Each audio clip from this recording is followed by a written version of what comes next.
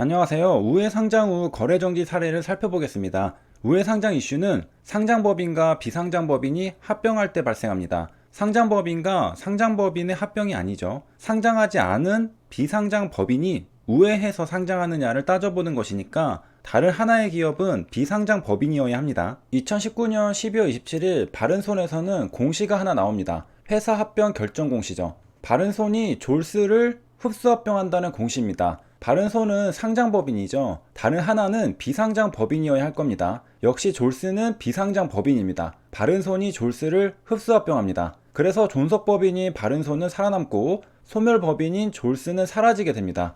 여기 보면 주권상장법인과 주권 비상장법인이 각각 하나씩 있습니다. 그리고 우회상장 규제에 주권상장법인과 주권 비상장법인 간에 합병이 있는 경우 거래소는 해당 종목의 매매 거래를 정지합니다. 이번에 HLB도 해당하고 바른손도 해당하죠. 그래서 HLB도 매매거래 정지되었고 바른손도 매매거래 정지되었습니다. 2019년 12월 27일 바른손의 차트입니다. 2.51%에서 멈췄습니다. 정지 시는 오후 5시 18분이니까 시간의 거래가 진행되는 도중에 멈췄네요. 종가까지는 정상적으로 장중거래 되었습니다. 12월 27일 당일에 바른손도 HLB와 마찬가지로 주권매매 거래정지 공시가 나왔습니다. 정지 사유도 똑같이 우회상장 여부 및 요건 충족 확인, 그리고 정지기간 만료일 시도 우회상장 여부 통지일까지라고 하죠. 그렇다면 거래정지는 도대체 언제 풀리느냐? 아마 많은 LB 주주님들의 관심은 여기에 쏠려 있을 겁니다. 바른손의 경우 당일 거래정지가 풀렸습니다.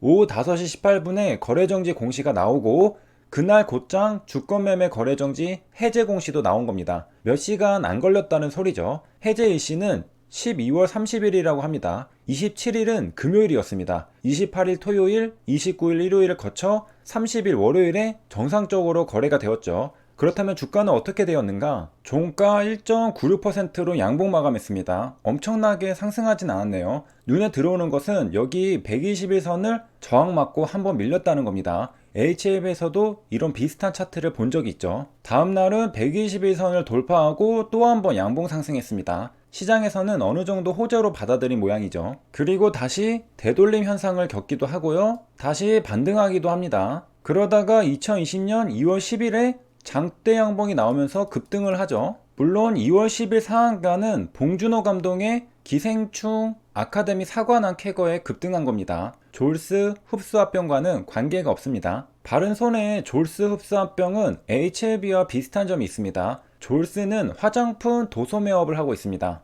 반면에 바른손은 기존의 영화 제작 및 투자업을 하고 있었죠. 졸스를 흡수합병하면서 바른손은 영화 사업과 화장품 사업을 추가로 영위하게 된 겁니다. 이와 비슷하게 HLB는 FA를 인수하면서 신약 개발 사업과 코로나 사업을 추가로 영위하게 된 겁니다. 본업은 따로 있고 본업에 추가로 사업 포트폴리오를 확대한 흡수합병이라는 거죠. HLB는 인수고요. 바른손과 졸스는 흡수합병이기 때문에 합병 비율이 나옵니다. HLB는 돈을 주고 회사를 사들여서 100% 자회사로 두는 겁니다. 이 점은 다르죠. 바른손과 졸스의 합병 비율은 1대 628입니다. 각각 기준 주가를 구하는데요. 바른손은 1791원이고요.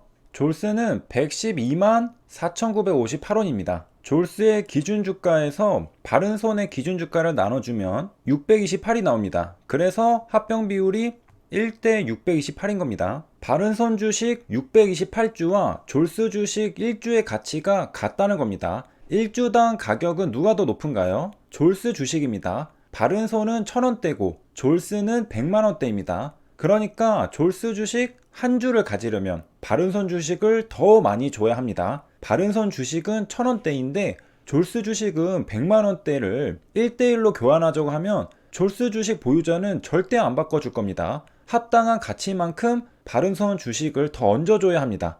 계산한 결과 바른손 주식 628주를 줘야 졸스 한 주와 똑같은 가치를 가집니다. 그렇다면 흡수합병은 어떻게 진행되느냐? 분명 발행 주식 수는 다를 거잖아요. 일단 한 주당 가격 비율은 구해놨습니다. 1대 628이니까 졸스 주식 한 주랑 바른손 주식 628주를 교환하면 됩니다. 이제 총 몇 주를 교환하느냐인데요. 이렇게 하면 됩니다. 졸스는 소멸하는 회사니까 졸스 주식은 전부 바른손 주식으로 교환되어야 합니다. 졸스 주주들은 이제 바른손 주식을 들고 있는 바른손 주주가 되는 겁니다. 바른손은 계속 살아있고 졸스는 소멸할 거니까요. 졸스의 주주 명부를 열어보면 주주 등의 명단과 주식수가 기재되어 있습니다. 졸스 주주들에게 합병회사 바른손의 주식을 주면 됩니다. 구체적으로는 졸스 주식 한 주당 바른손 보통주 628주씩 교부하면 됩니다. 그러면 흡수 합병이 완료됩니다. 실무적으로는 합병을 위해 합병 신주를 발행합니다. 신주는 뉴스탁이죠. 새로운 주식입니다. 새로운 주식을 발행하는 경우는 여러 가지가 있는데요.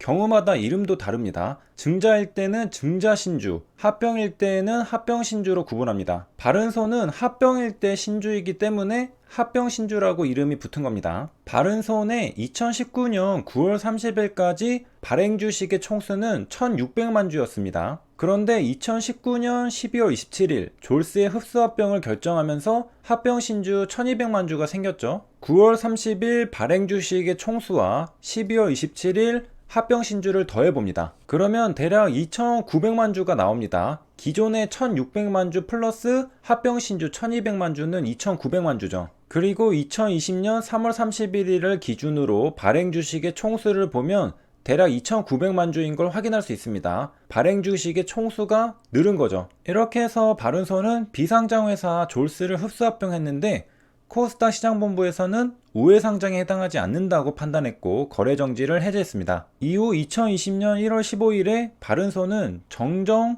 흡수합병 공시를 냅니다. 합병비율 산정의 오류로 합병비율을 변경했다고 하는데요. 소수점이 틀렸다는 겁니다. 크게 달라진 건 없습니다. 정정 전에도 1대 628, 정정 후에도 1대 628입니다. 그리고 합병 상대 회사였던 졸스의 재무 내용은 제1회계법인이 적정이라는 감사의견을 냈습니다. HAB 공시도 보면 회계법인이 감사의견을 냈죠. 합병하거나 인수하는 비상장 회사의 재무 내용을 검토하는 겁니다. 회계법인의 검토를 받는다는 겁니다. 큰 돈이 오고 가는데 당연히 해야겠죠. 그리고 바른손의 주주들도 졸스라는 기업을 믿을 수 있을 겁니다. 단기 순이익은 7억 원이었네요. 그리고 졸스는 계열회사였군요. 2019년 6월 30일 계열회사 현황에는 졸스가 나오지는 않습니다.